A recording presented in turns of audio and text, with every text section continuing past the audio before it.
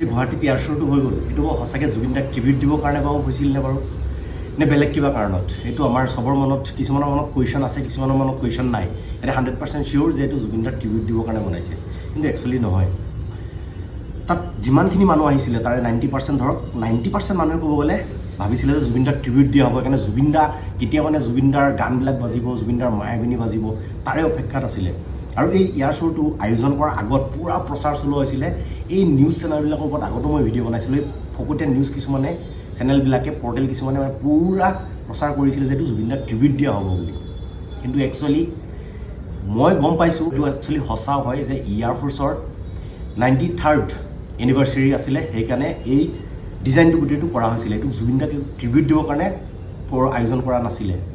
তো বহুত মানুহে ভাবি আছে, এতিয়াও ভাবি আছে, ষ্টেটাছ লগাই আছে, ষ্টৰি লগাই আছে যে আমাক জুবিন দাক ট্ৰিবিউট দিয়া হৈছিলে, কিন্তু জুবিন দাৰ গান জানো